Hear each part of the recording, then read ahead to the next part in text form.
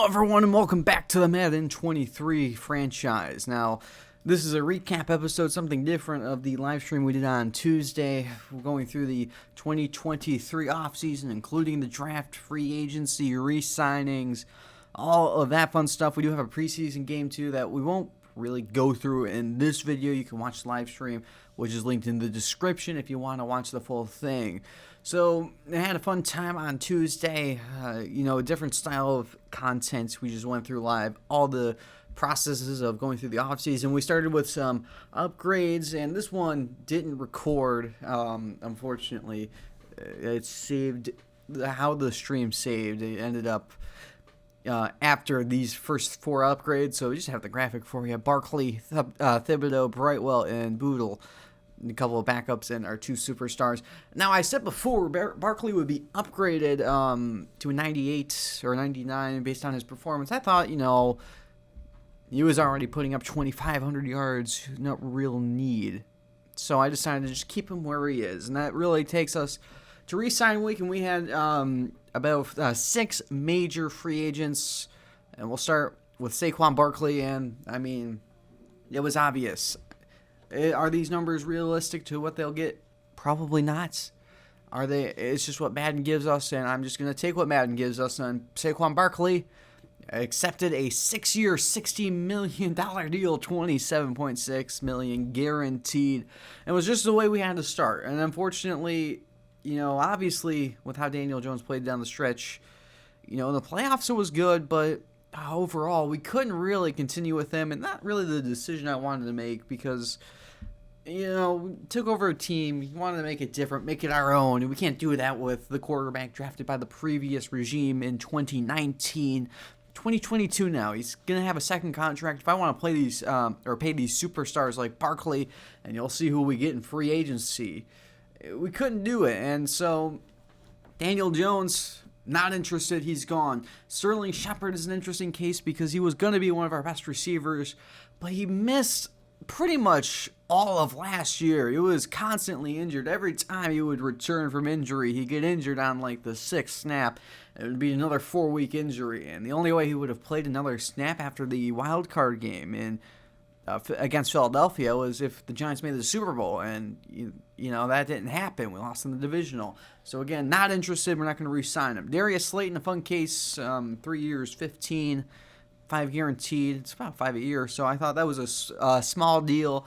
Got it done. Jamie Gillen, just a punter deal, 3 years, just so we don't have to worry about it for the rest of the series. And then Julian Love, an under the radar guy. I thought he was, in real life, he's really good. So I just re-signed him, 3 for $9. Again, 3 guaranteed. I thought, getting Love back in here would just be nice. Just have some DBs, just in case things don't work out like we plan. So that takes us to free agency, and we'll go over the major 5 because, boy, was it a major 5. And we'll start with former Washington Commander Terry McLaurin. He was not re-signed by Washington. I don't know why. So, despite the low interest in coming to the Giants, we signed him to a 6-year, $109 million contract, just a ton guaranteed. We had to. It was the best player on the market. Had to sign him. We needed receiver help because, Daniel Jones was bad, but there were a lot of drops, specifically by Johnson, Wandale, and Galladay, so we're going to try to limit their snaps and really get some superstars. And speaking of superstar receivers, another one on the market, Calvin Ridley. The former Falcon served his suspension. Now he's back, reinstated. 4 for $40 million is our offer. Just 2 superstars, and you'll see, Ridley in the preseason game on like the 3rd play or like the first throw of the game, just woo boy. And some offensive line help. Elton Jenkins was a Pro Bowler. In real life, he's more of a guard. He's not a tackle. He's actually really bad as a right tackle, but as a guard, he's one of the best in football. The Packers didn't re-sign him because they have a lot of money tied up in Aaron Rodgers and the other pieces like Bakhtiari, Jair Alexander, Darnell Savage. Probably, I believe he was a free agent, but again, a lot of money in Green Bay. And we decided to give an offer, 5 years, $61 million. Speaking of another superstar, C.J. Gardner-Johnson wasn't re-signed by Philadelphia. We don't need the safety, but Gardner-Johnson was a good slot corner in New Orleans, so, if we can just switch him back to corner, offer him a 5-year, $45 million, and our fifth option in this first wave of free agency, Kaiser White, another former Eagle. I mean, a lot of former division rivals. How about that? 2 years, $12 million. That's our offer. And finally, wrapping up the first wave of free agency, Kaiser White, another former Eagle on that defense. 2 for $12 was our offer, trying to get a good linebacker next to McFadden or Crowder next year. And we went through the evaluation period, and we got 4 of our deals completed. McLaurin, Ridley, Jenkins, White, all accepted. Unfortunately, Gardner-Johnson rejected. I believe he's on the Jaguars now. And that meant, we got pretty much all our big names. And we only had 2 more signings. You want Juwan Johnson, a tight end, 2 for $7. Tyler Larson, a center. Hopefully we can find someone in the draft. I didn't have a good idea of our draft class, but a good starter for the moment, a good replacement for Feliciano. He was a free agent. We left. A lot of the lower overall guys after Love, we didn't re-sign, as you could imagine, and I didn't feel like just going over everyone because it was just a lot of low-level players. And Johnson and Larson both accepted. So, a very successful free agency. We had a lot of money, spent big money on a team that went 12-5. I thought it went pretty well. And that takes us to stage 3, where we had a 5th-year option scenario. And Andrew Thomas, our left tackle, and he was a question mark. And he was really good this year. I don't think he had a lot of sacks were his fault. A lot of it was in the interior, which we fixed with Jenkins, who we switched to, we switched to guard. But yeah, we are going to accept Thomas, give him his 5th year. He'll enter his 4th year as an NFL player. And, it's going to be tough to pay everyone, but Thomas is just part of the core now. And that really takes us to the drafts. And if you want to see all of the first-round picks, you can go to the live stream. We went over all the first-round picks. After that, we just went after our guys. And that takes us to pick number 10, which is the Atlanta Falcons pick. And, we need a quarterback. Our only quarterback on the roster is Tyrod Taylor. And we can't really, go through a season with Tyrod Taylor. And we're not going to just sit at 28, which is our pick. All the picks we have, except for our first 7th rounder, our pick 28, the other 7th was a pick 17 of that round, I believe. So we traded up. Atlanta, possibly a team that could go quarterback. If we looked at the mock drafts, which we did during the stream, they were never projected. So I didn't want to take the chance. So I traded them. It was Kadarius Toney, our first-round pick, and our first-round pick in 2024. So our next year first-round pick for pick number 10 in the draft. They accepted. It took a while. I originally planned on making it a second, but they wouldn't budge, so I took the 2024 first, and that meant it's time for quarterback, and there were 3 quarterbacks available, and we took Jonathan Cummings out of Houston. He has hidden development. He's a scrambler archetype. He's in that, same mold. If you were on the channel, I believe 3 years ago, in Madden 21, when we did the lines, our quarterback selected, he was that same archetype, and I guess that's the kind of mold I want to go after. These guys who can run, create. We just had 3,000 rushing yards, and now our QB can really be a big part of our rushing game, just like Philadelphia was this year. And I thought, we have all these weapons. If we need to throw, we'll throw. And then we have the ultimate dump-off option in Barkley, and if that's not open, we can just take off. The offense was almost unstoppable last year. Now it will be. And I'll take us to our 2nd-round pick. I told you, hopefully we wouldn't have to start Larson, and our guy fell, the guy I wanted, and that was Dave Spellman, a center out of Washington State, and he had hidden development.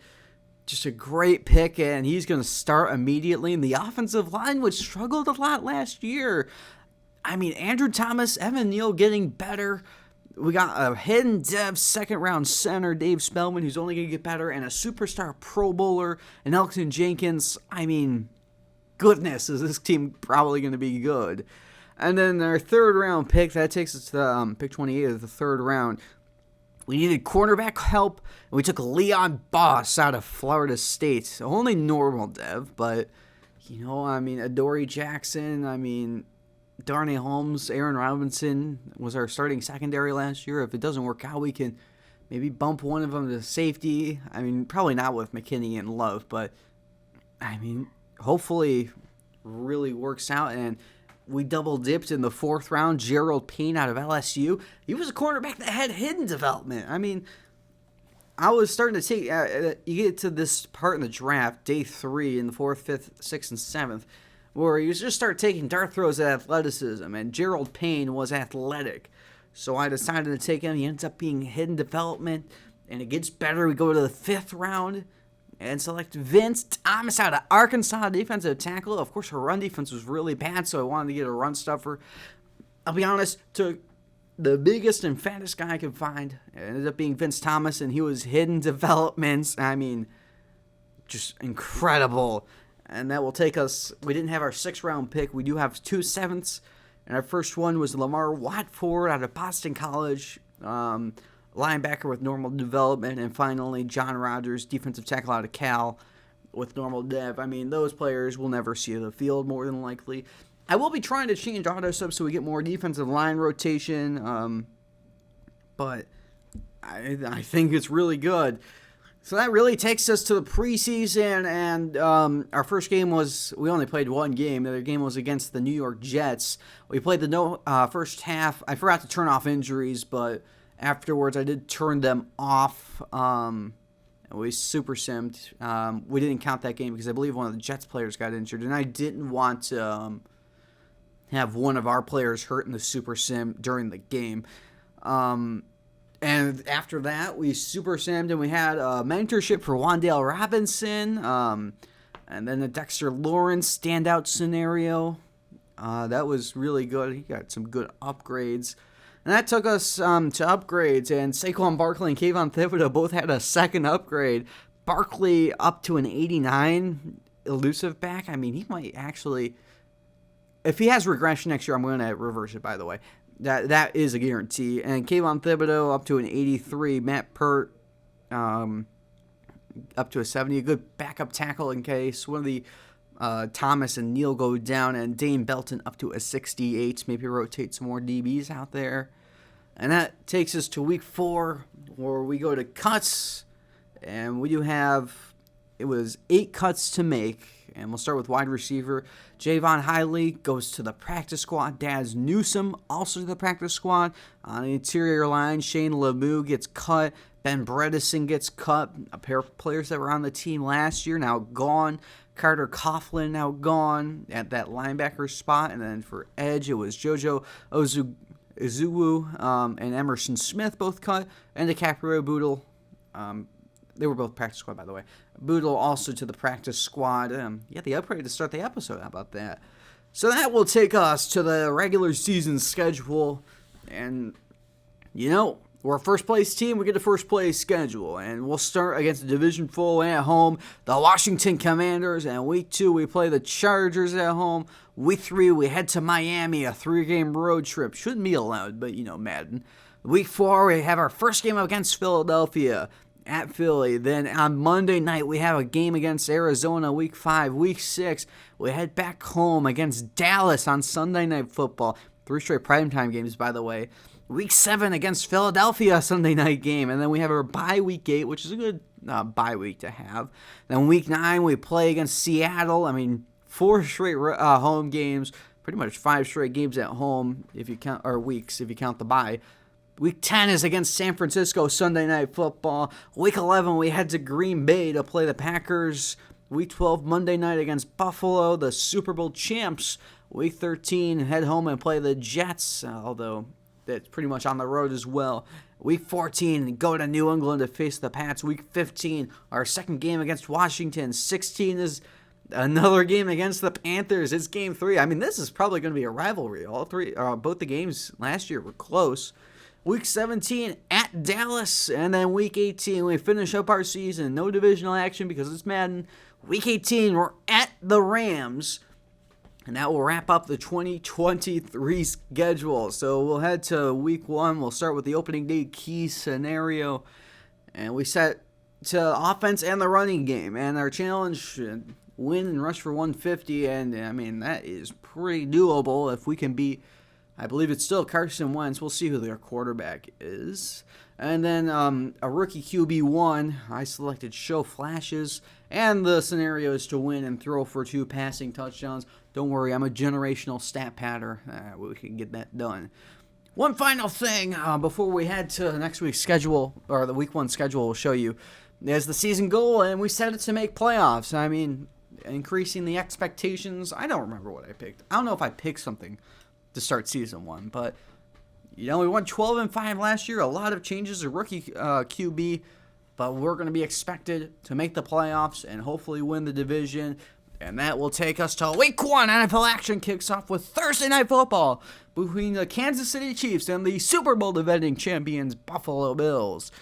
They will be hanging the banner then, and on the Sunday slate of games, we got Miami playing the Cowboys, the Jets playing the Eagles, the Bears playing the Panthers, Saints, Packers, the Steelers play the Texans, the Ravens play the Colts, we play the Commanders as stated before, the Jaguars play the Cardinals, the Patriots play the Raiders, the Vikings play the Broncos, the Lions play the Chargers, the Browns play the Seahawks, and on Sunday Night Football, the Titans play the Niners, and on Monday Night Football, a doubleheader, Buccaneers and Falcons, and Bengals Rams.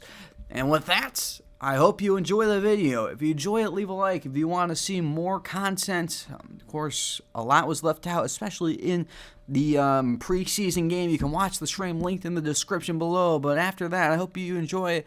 If you did, leave a like and subscribe. And I'll see you next week when we face the Washington Commanders in Season 2.